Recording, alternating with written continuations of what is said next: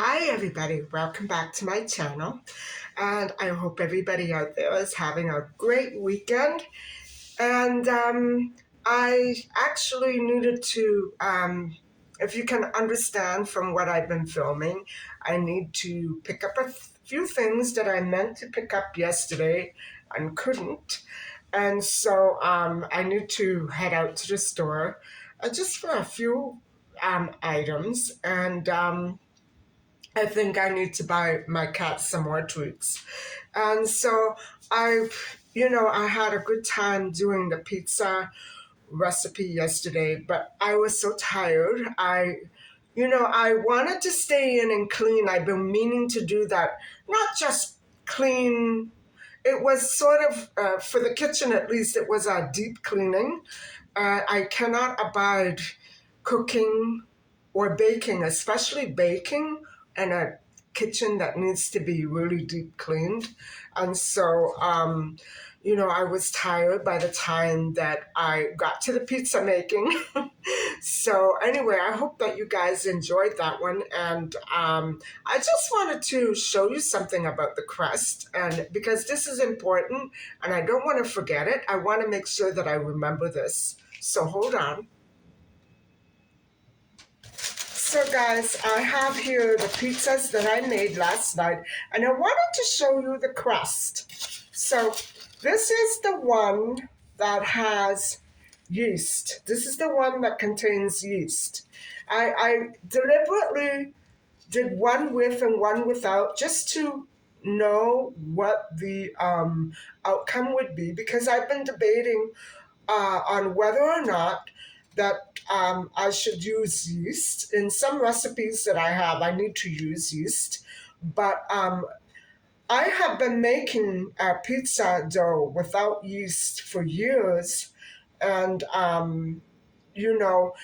it does tend to sit very heavy in the stomach if I don't put yeast in it. However, I'm going to show you the thickness. That's a nice crust.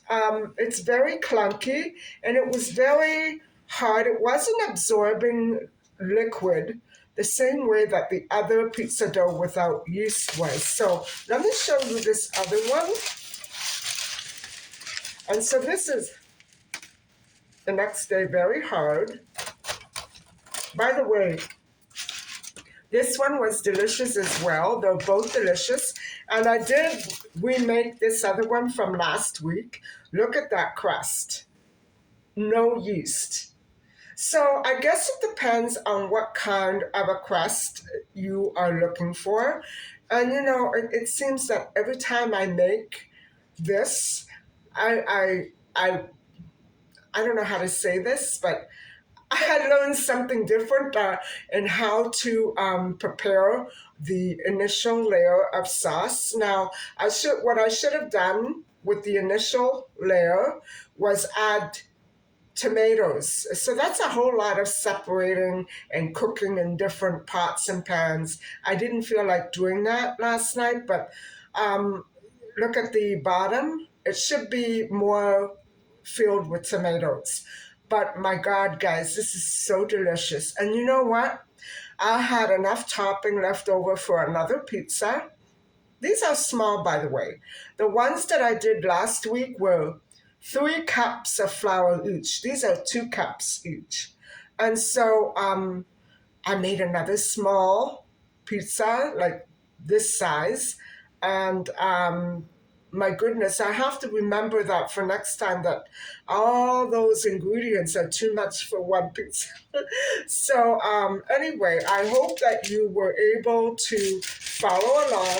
And if you do want, all I used in the crust was 2 cups of flour, 1 to 2 teaspoons of salt.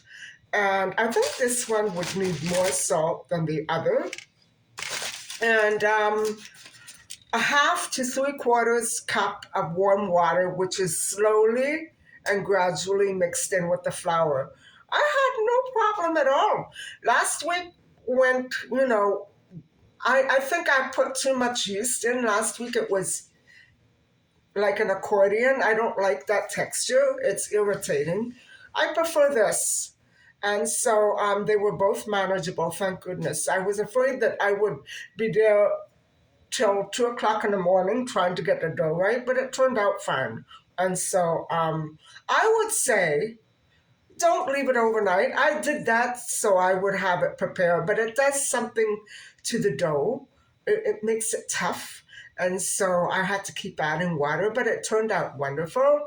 And so, guys, I'm relearning how to make pizza after 20 years. And so I'm going to be studying up on more flavors. And I maybe this will be a thing for me every weekend, at least from here on until walking weather starts again. So I really hope that you did get a lot out of that recipe that I showed you. So now, what's next? And so I don't know if you realize that I didn't do much talking at all in yesterday's video, and I was pretty upset. I during that discussion on potassium and potassium deficiency, I I was immediately reliving all of the trauma that my mother relived and that my mother went through and I went through during the summer of 2018 when she was hospitalized. And then we knew it was an electrolyte deficiency. It was sodium, it was, I think it was magnesium, and for sure potassium. And guys, I remember her going into the hospital at the end of June. I remember it being before my birthday, and she didn't come out until the end of August. And she fought with me, guys. I would go down to bring her stuff, and I first of all, I would have stayed the night. She said no because you have the cat. I would have stayed some nights with my mom. She didn't want me there. I felt, I felt like I could have been protecting her more. Because, guys, that wing that my mother was in closed the day that she left. There was something fishy there. And that wasn't the time that all these weird things started to happen. Of course, I was badly harassed at the hospital, mostly in the parking lot by security guards and thugs who kept trying to come near me and touch me. And it was a horrible nightmare, guys. It was a horrible nightmare. People who have loved ones in the hospital shouldn't have to go through that.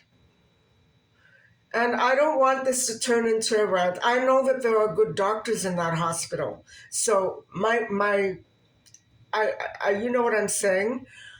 But the second time that she went in, guys, and then the third and last time that she went in, there was something wrong. First, she ended up in emergency. And I remember it was the day I began courses in September at the university. And I had just had a huge argument with my mom because she had one way of looking at stuff and I had another way of looking at stuff. And I was so happy that there was nothing, everything was okay. I was so relieved to have my mother back home with me. I felt like I could, take care of her and make sure that she ate and things like that, clean up for her, shop for her. I had to do a lot of stuff. I wasn't complaining at that point, but at one point it became impossible. I remember she went to the emergency while I was in school. I didn't know where she was. It's not like I had my cell phone with me or that she could call it or she left. I had left early because it was a morning course. I think it started 9 a.m., 10 a.m. And so as soon as I left, she left. She called the ambulance and it took her.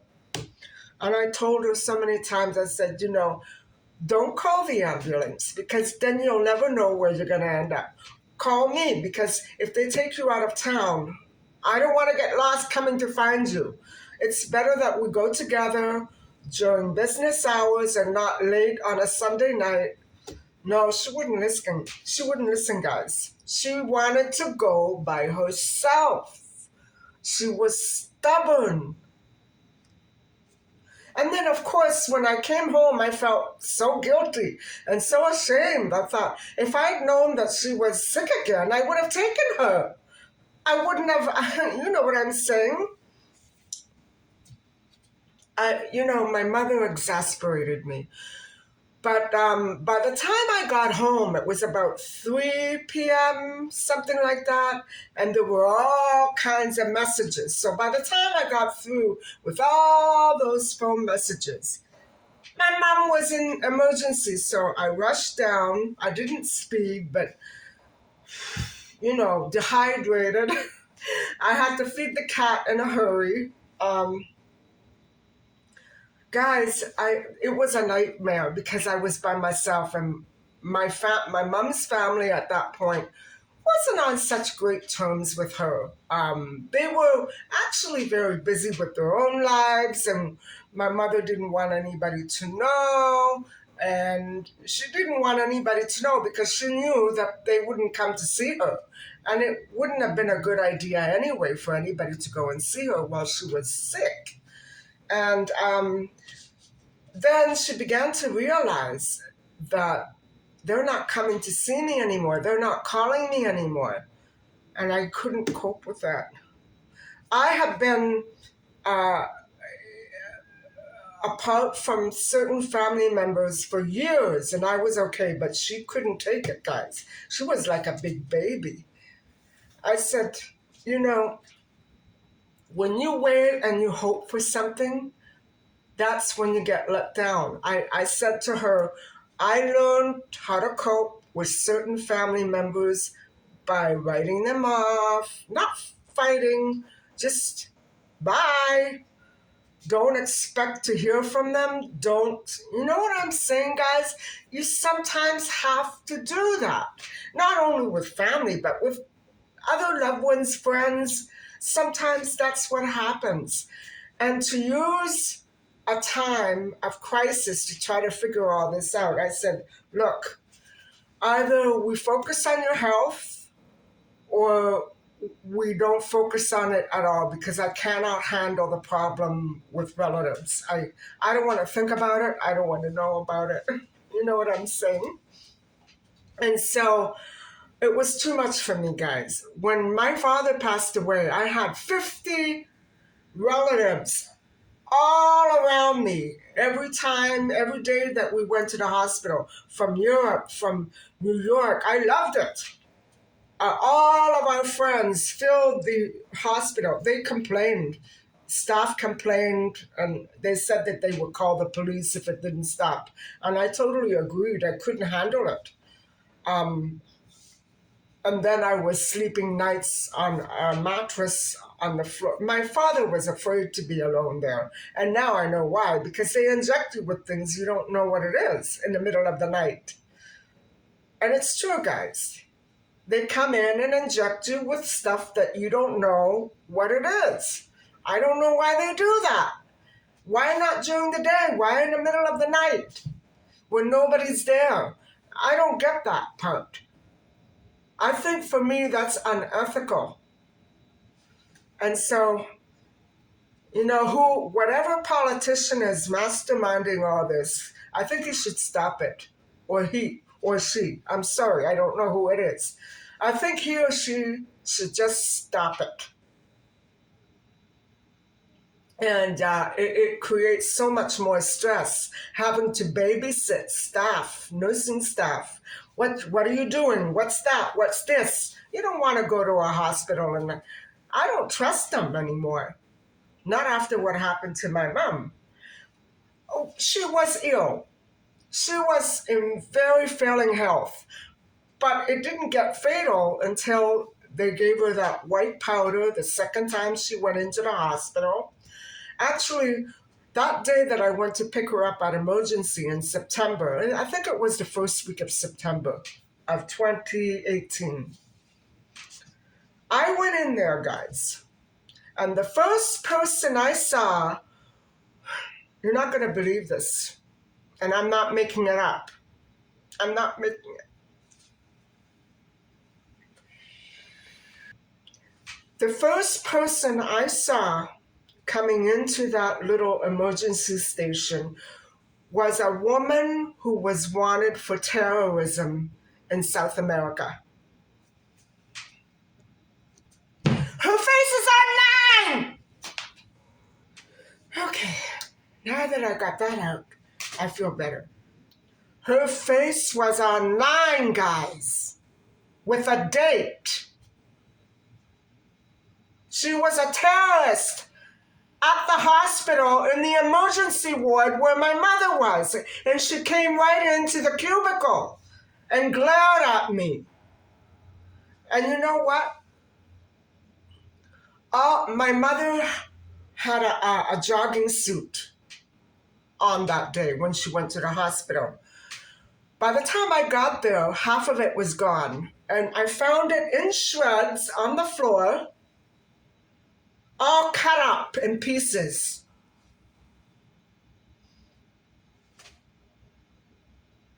Now, would you have sued the hospital? I would like to know. It was a pretty cold day, too. It wasn't a balmy 80-degree day outside. It was gusty, windy. I would say it was probably around 50 degrees outside. And my mother had something in her chest. I mean, they didn't give a crap. Oh, bye. That's what they said to us. I don't get it.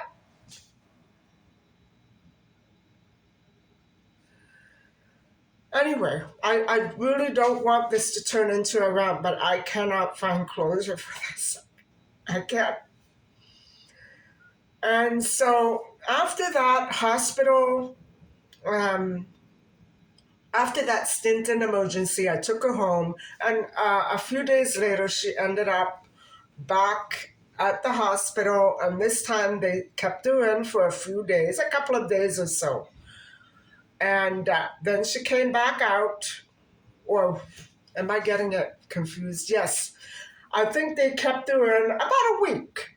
And I remember going down on the Sunday, and I walked in just as my mother was getting this white powder.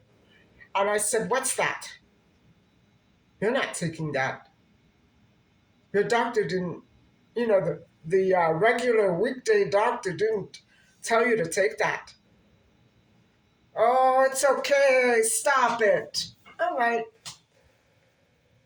"No, we're trying something new." I said, "Why?" "She's been okay. I mean, she wasn't well, but she was stable with her electrolytes." You know what I'm saying? I know, guys, that's a very hard situation to maintain and control, the electrolyte deficiency, because her one kidney was pretty weak, and that's where the potassium deficiency was most likely coming from. So I don't even know if it was controllable. But whatever powder they gave her that day, it destroyed her. It destroyed her. He had no call to come in and change all the recommendations of another doctor. He had no call to do that. And then tell us she's not getting out until she agrees to take this powder. Well, crap, what if it's cyanide? You're not telling me. And I could never find out what it was. I went to the nurse's desk. Nobody came. I rang. Nobody came. I waited for the doctor during the week. I remember trying to get him Usually they came late in the afternoon, around 5ish, 6. I couldn't get, he wouldn't come.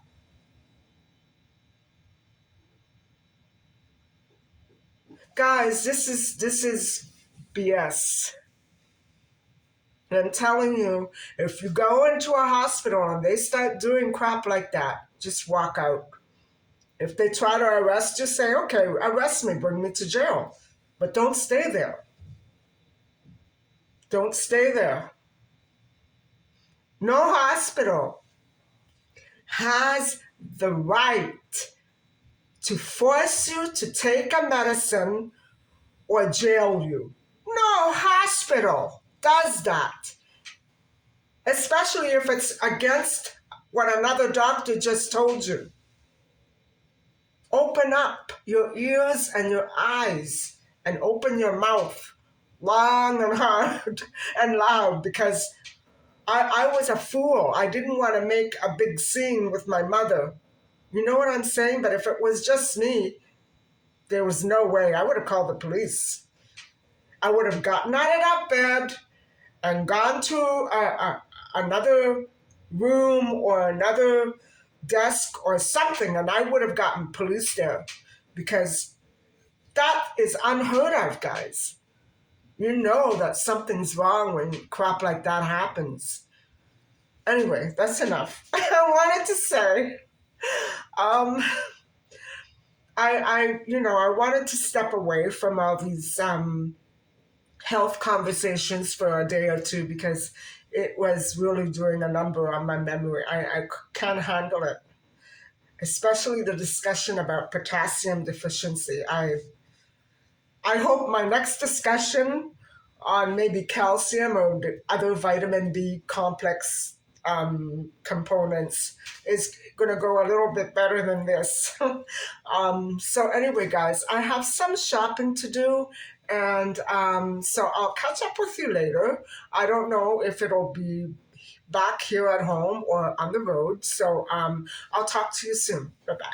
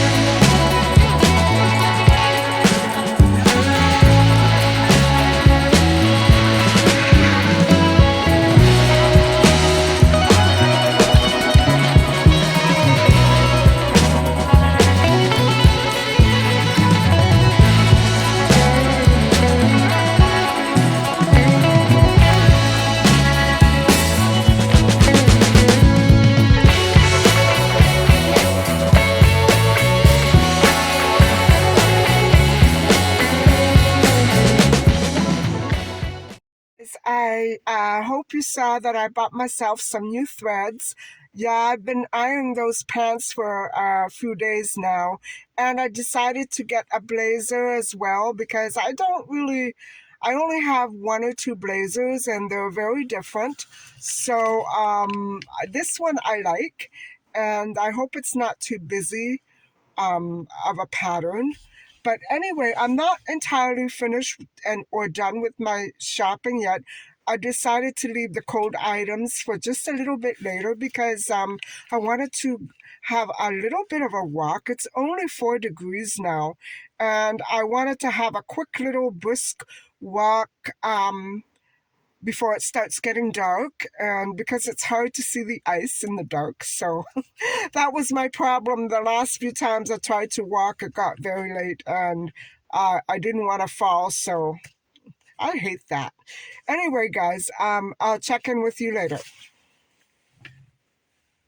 That was a beautiful brisk walk, and it's only 4 degrees today, but it really does feel like it's in its 40s, in the 40s, because it's barely cold at all. And it's not windy, it's very mild. And so I had a nice walk, but it's getting close to 5 now. And so I want to step into Walmart one more time and pick up the last few things that I didn't want to get a couple of hours ago. So anyway, guys, I'll see you inside. I'm taking you in with me. And so I hope you enjoy the walkthrough.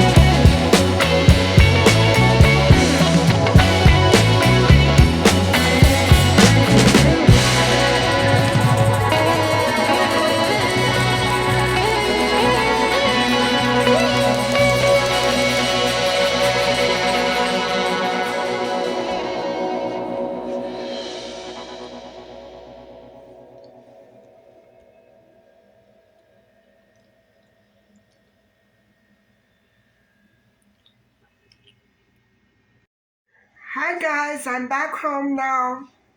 And I did manage to pick up the rest of my items that I needed and was running out of. So hang on and I'll let you have a look at what I got. I hope you enjoy this little haul. Hold on. So guys, I was actually looking for frozen pineapple. I didn't see any, so I picked up these. I love these in the morning with some other fruit like grapefruit or orange or apple. And so, yeah, that's a thing for me, especially in the wintertime. I did look for some of those shredded carrots. I didn't see any. Um, I do like carrots mixed in with my fruit in the mornings and maybe a couple of raisins. And then I picked up some fresh strawberries. They were a decent price. And I picked up some sunflower seeds. They are unsalted, so that's something. I am going to roast them a bit more though, just to give them a nuttier flavor. And I bought 3 oranges because I love oranges with mango. And guys, on the Neil Barnard vegetarian program, you're allowed to have instant soups like these. I love them, and oh my God, this program is so easy for me. It's got all my favorites, and then I picked up some more of this creamer. It's the one that's not as sweet as the others. I prefer this one to the others, and I bought some more bone broth. And I'd buy more, but they don't really fit well in the refrigerator.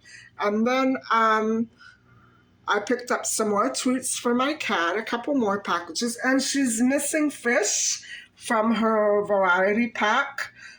She only gets one every so often. They're not evenly distributed, so I got her some more.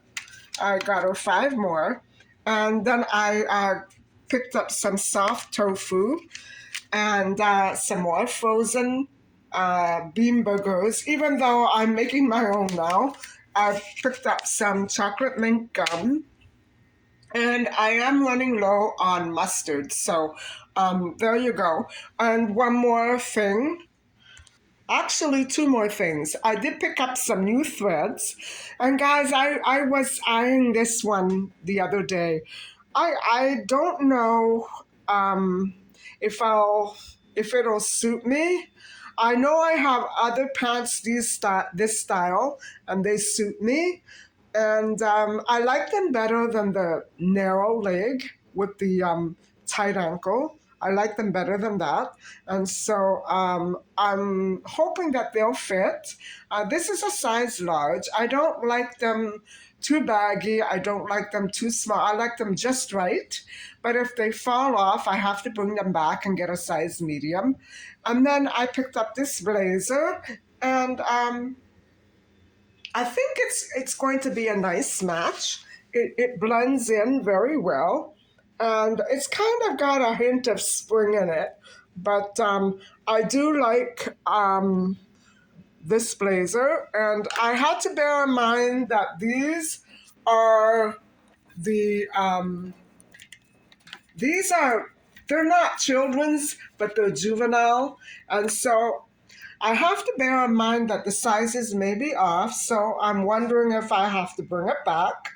But I like my tops extremely baggy, and so my blazer from 20 years ago, it still fits me because I used to buy them so big. So there you go. And altogether, that haul cost me $126.38. And so it would have been much less if I didn't buy the threads, but I bought them, and I may take the pants back. I'll have to see. But there you go. Those are all the items. And now I'm going to put them away. Guys, if you remember before today, before I left the house, I was upset, and I hope that I didn't offend anybody because of my rant. I'm upset thinking about all the symptoms that my mother had, and I'm anxious that I'm going to have the same thing. And it's not a problem I want to have. It's not a problem anybody should ever have. But I hope that you didn't get the wrong idea. I think that the doctors at that hospital, where my mother and father both took ill, they're wonderful. The doctors that took care of my dad, they were very protective of him over other doctors who would come in during the weekend and try to use my dad as a guinea pig. And the doctors absolutely refused to have them have anything to do. I think it was better then. Mind you, this is 3 decades ago. So the health system has changed a lot. And so, when my father passed away, the nurses and doctors cried. They were wonderful. I'm not saying, that the doctors and the medicine there is low quality. No. What I'm saying is these other, I don't know what the name is, they come in and they take over. They think that they're doctors. They're not. They're not doing anybody any good here. They did manage to change the laws a little, and now people can be, you know, people are afraid to go into hospitals now because if they don't have something specific in their will that says, I want to be revived or resuscitated, they'll just, it's a very difficult situation to get a grip on. I'm still way up in the air about all this, but definitely my mother and I had a hard time. I don't know how she did it, and I think if it were anybody else, they would have got up and walked out. But my mother couldn't walk, so anyway, a little more about that later on. Um, I don't think that I have. I'm eating leftovers tonight, so I don't have a recipe for you. And so maybe I'll just continue a little bit with this story time and we'll see how that goes. But first, I need to put away these groceries before they all melt.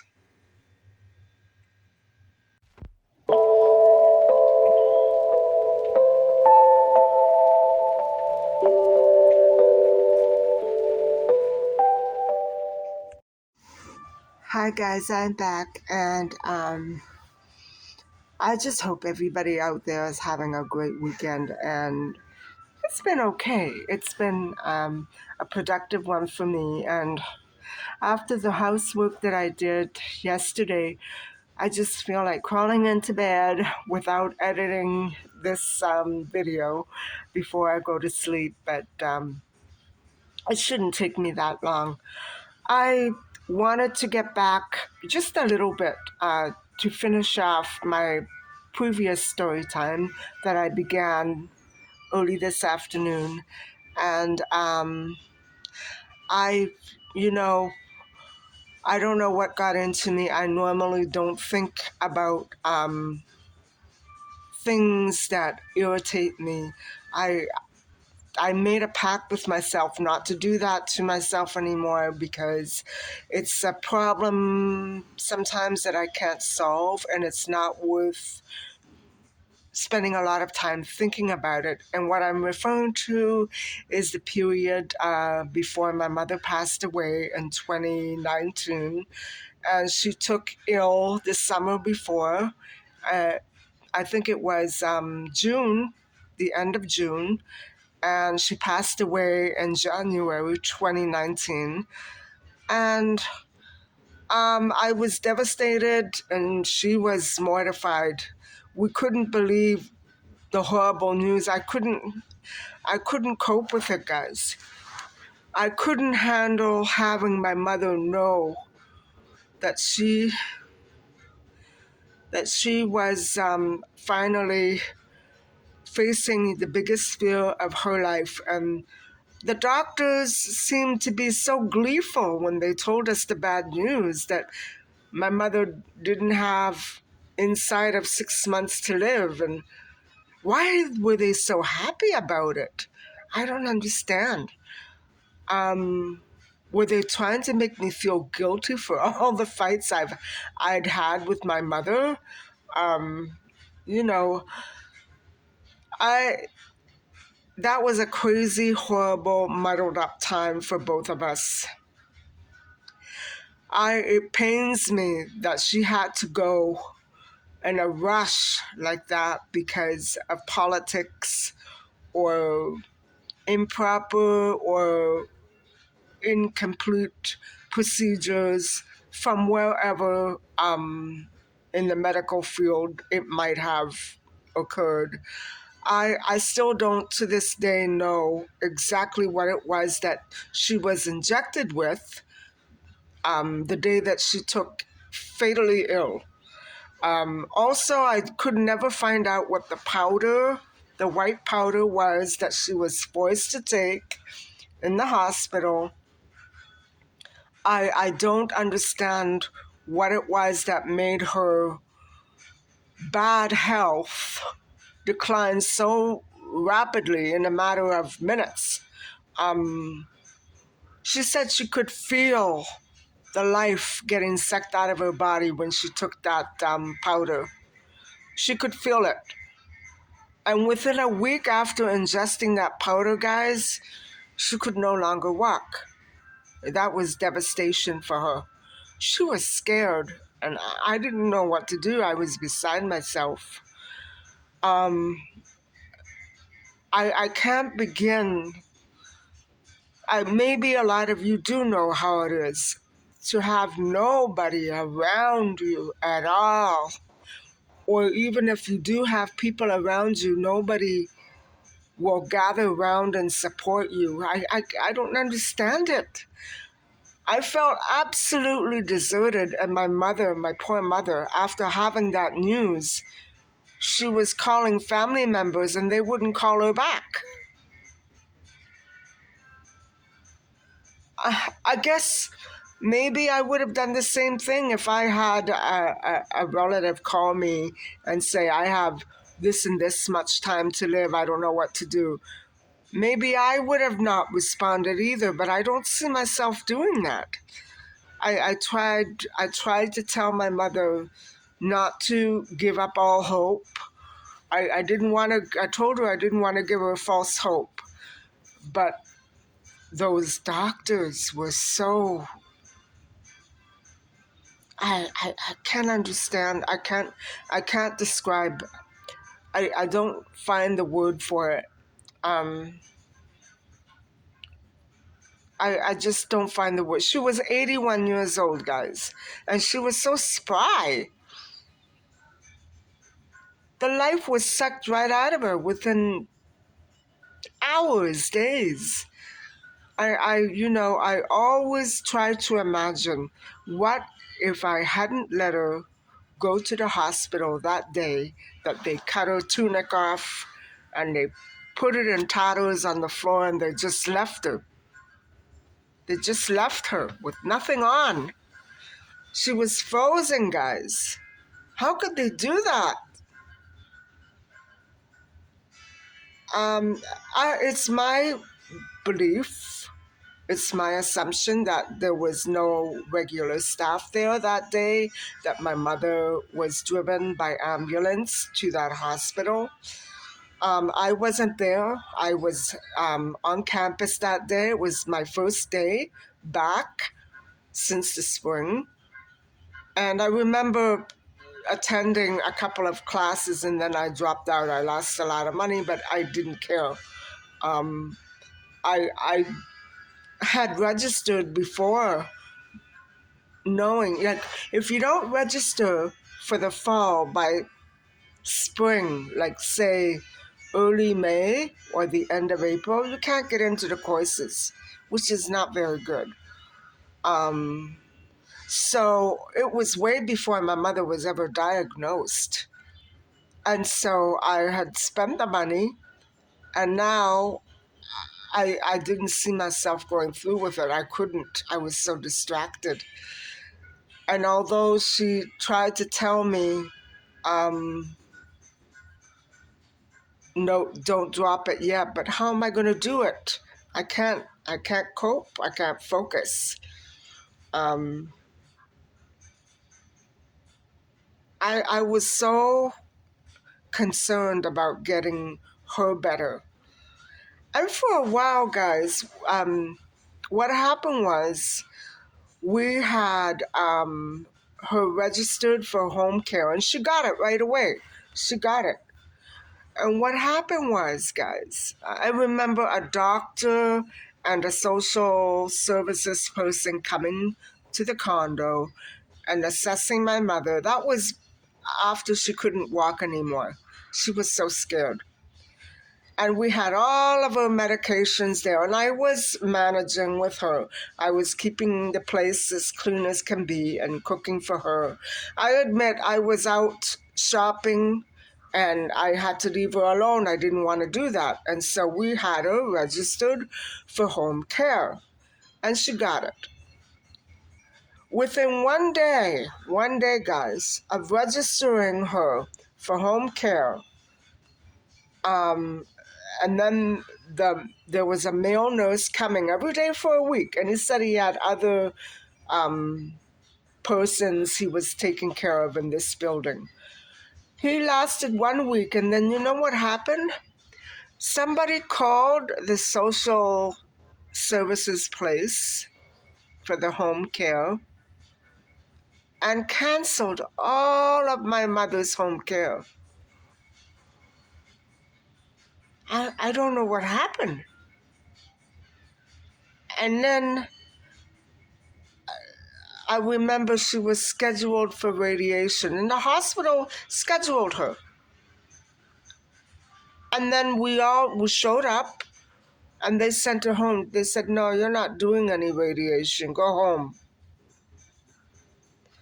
I couldn't believe it.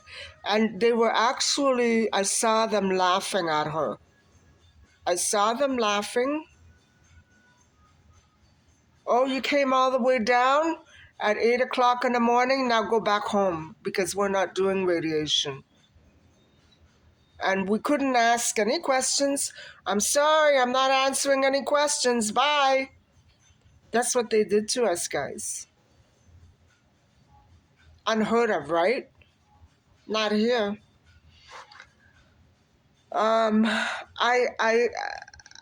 I couldn't cope, and then my mother, of course, thought I was doing something. I told her I didn't cancel anything. I didn't cancel anything. You did it. I know you. You did it. I didn't. I would never cancel anything like that. I can't believe the things that were happening to us. It was a horrible, horrible time, and my mom's family doctor wouldn't. Like, our real family doctor had just retired 2 years, 3 years before. 2 years before. Something like that, 3 or 4 years. I think he retired in 2014, and she went into the hospital in 2018. And so she had knocked around a little bit. We couldn't find her a good doctor. And this one that finally took her and then ignored her. The same treatment in the hospital, from the doctor, from the home care, everything. They all ignored her. First, they processed registration forms and everything, and then they ignored her. Now, guys, I've been trying to get to the bottom of this for years now. It's been since 2019. I can't figure it out. And I remember that as soon as my father passed away in this very same hospital, I was treated, I don't think my mother was treated badly. I was treated like a, you know, when somebody's racist? Okay, that's what I'm saying. That's the treatment that I received after my father. Within 30 minutes of my father's passing, the hospital staff went like this. I don't understand it. Not all of them, a couple of them, but it was so intense that I couldn't miss it. The majority of them were good eggs. They were okay with me, and they were caring staff. But I'm saying, like, for instance, the chaplain who had been coming in every day to see my father. And the night that he passed away, it so happened that the people in the room next to my father, because my father had a single room, also passed away. This was the terminal wing, guys. And so there were grandchildren there and children. And this chaplain came and said to, she was standing in the hallway, the corridor where the nurse's desk is. And she was saying, okay, I know that there have been 2 deaths. Anybody who wants to come and talk to me, come. And then I started to make my way and I think my mother went. Not you, she said, pointing her finger at me. Not you. Oh, okay. My father didn't just pass away. I must have been hearing things. Can you imagine a hospital worker talking to you like that? Telling you to scram? She told us. There were 2 deaths next door to each other. Anybody who wants to come and talk to me, come down to my office, follow me. Not you! That's what she said. And at that time, little by little, I began to have a feeling, an inkling, that it may have been my father's business partner. To this day, I wonder if he did that to her in the hospital. For those of you who don't know, my mother and I took my father's business partner to court because he embezzled money from our estate, from my father's estate. And so he was immediately removed, and he holds a grudge. I'm the one who should be holding a grudge, not him. Anyway, at that point, we never realized that he could have been capable of something like that. And I remember being so dumbfounded as to what the heck was going on. As soon as my father passed away, all this crap starts happening. I was just absolutely mortified. You know, when you have a spouse or a parent or a sibling who dies and somebody berates you? She was a chaplain. I don't understand it, guys. Maybe in my confusion or in my grief, I know I didn't misunderstand her, but maybe I did something wrong and I didn't realize it, but I couldn't believe it. I was in tears, and thank God my friend Isabel was there to take me home, and I described to her what the chaplain said to me. And I think she did something. I think she must have called the hospital and said something. Anyway, so, I guess that talk about potassium and the deficiencies, it brought back all the symptoms that my mother had. And it's been a hard 2 days, guys. I can't get it out of my head. I can't get it out of my head. What that hospital did, without even knowing or caring how they can express racism and discrimination and hatred with such glee. I hope to God I never get sick, and if I do, I'd rather suffer than go there. May God May heaven help me. If I ever have to need that hospital, I'll never go there again, ever. And then after my mother passed away, they had the audacity, I think it was the following year, to hold a memorial for my mother. They sent me an invitation. I wanted to bring it there and burn it in front of them. And then I sent them an email. I said, I'm still waiting for a response to my questions. I want to know what my mother was injected with on this and this date of 2018. I want to know what happened to her sweaters, what happened to her clothing, and I want to know what the white powder. Nothing. And then I dared call the nurse's desk at radiation one day, and they said, look in her papers and find the answer yourself. Okay. If it's not there, why do you think I'm calling you?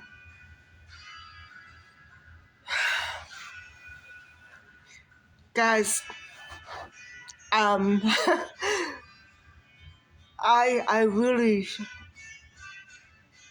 I'll never get over this. I'll never get over it. I feel like my mother was snatched away from this earth by demons who run the bloody hospital. Not the staff, not the doctors. Demons. People who aren't really there. People who are, behind the scenes. Maybe they cook. They had the audacity to serve her rotten cauliflower while everybody else got something different. They wouldn't let her choose her menu. Guys, I could go on and on and on and on. But it just boils down to one simple fact that the politicians who are running this province hate women, they hate old people, and they don't know what to do to express it. Well, I think they've done enough. That's my opinion. They've done more than enough. And then if I want to say, I hope that the people who are manipulating all of these changes in healthcare disappear from the face of the earth. God knows what's going to be even worse next. I don't know what to wish for. But this is ridiculous. May heaven help them if they ever need a good doctor and a good hospital. I hope they get a taste of their own medicine. And I hope that they are put through everything that they put my mother through and my father to a certain point. Coming in the middle of the night and stabbing you with some kind of insulin or serum, and they won't tell you what it is?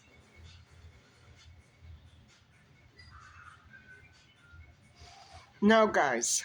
No. Something has to stop.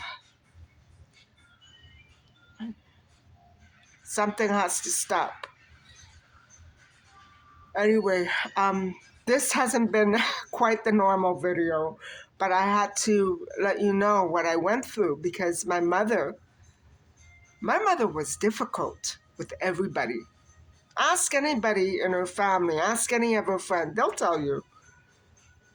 But not like this. I mean, it's unheard of for people who don't know you to deny you medicine and medical treatment. I can't believe it. And they made her aware that they had the treatment and they weren't giving it to her.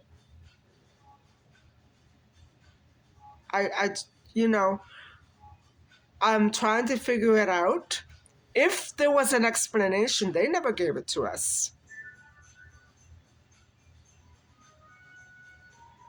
to tell people to go and look in your medical documents for the answer and go to hell, basically, get out. You don't do that. That's racism. Ah, and I'm not the type to, okay, for me, this is more than a grudge. I'm not the type to go down there and make a big fuss, but I know that other people would. I have never wanted to go back there. As a matter of fact, I've been too afraid to go back there for any reason. I wanted to fill out one of those surveys that they had in the palliative care unit to tell them what was done to my mother. And I thought, if I should walk in and somebody says something to me, I'll start screaming my head off because I can't handle going back there. There's no closure for me. Maybe I should fill out a form, a survey. Maybe I should. I mean, this is agony for me. This is agony. This is pain. Okay, she was pretty sick. I'm sure she didn't have that much longer of a healthy life. She was very weak, guys.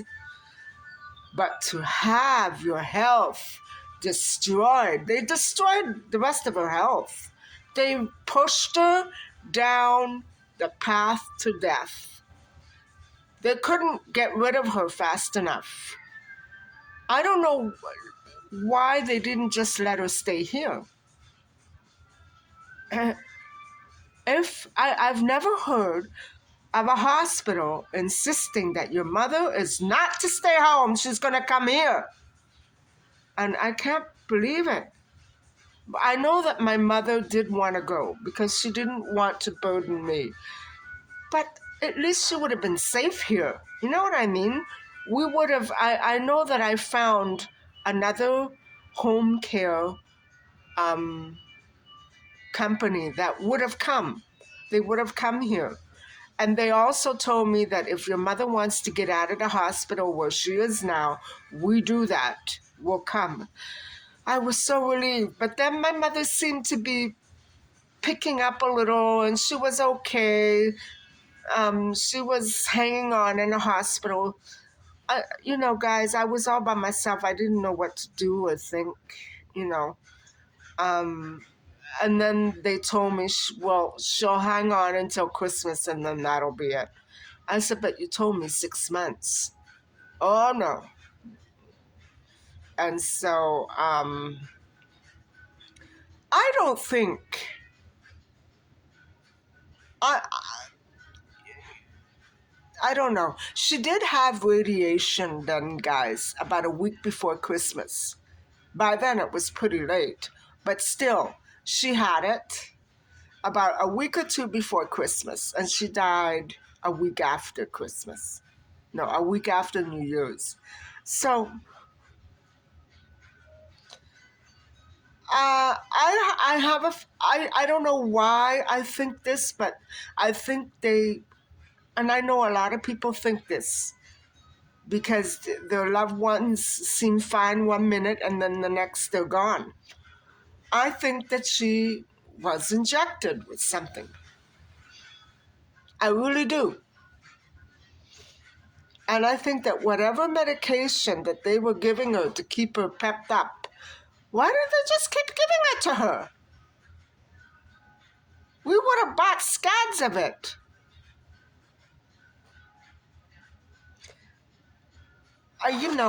There's so much about it that I don't understand. Nobody wanted to explain it to me properly.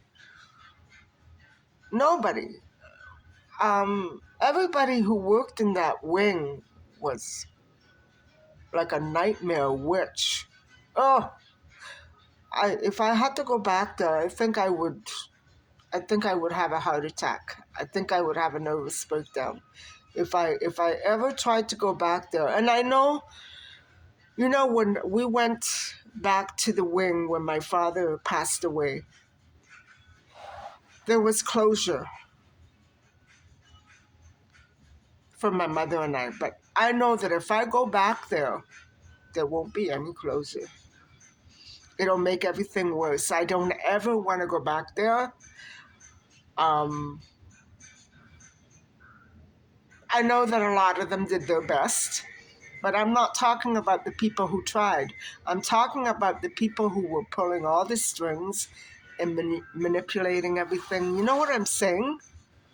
Um, anyway, guys, I do want to crawl into bed. I think I've had it for today. I don't know what came over me today. It was a good day, but um, all this reminiscing about my mom and her hospital stay, I can't handle it anymore. I have to cut the video short. And as much as I'd like to get closure on this, I know that I can't, so it's no use dwelling on it. And so I can't even begin to ask you that I hope that you've enjoyed this. But thank you for listening to me, and thank you for coming along with me today. I hope I can get this edited and up for tomorrow night. And thank you so much for subscribing. Tomorrow, I'll be back to my regular discussions on vitamins. I'm going to do another vitamin B complex vitamin, and then I have calcium to do. So one or the other. I want to talk about calcium, but I may put that off because I'm doing some research on hormones from cows. I'm doing some research, and so I may put that one off a little longer, and I want to see what else I can come up with. But anyway, for tomorrow we'll be resuming discussions on health and vitamins, and I'll be talking to you again tomorrow. So don't worry about me. I'll be much better soon. I can't handle this. The anger that I feel.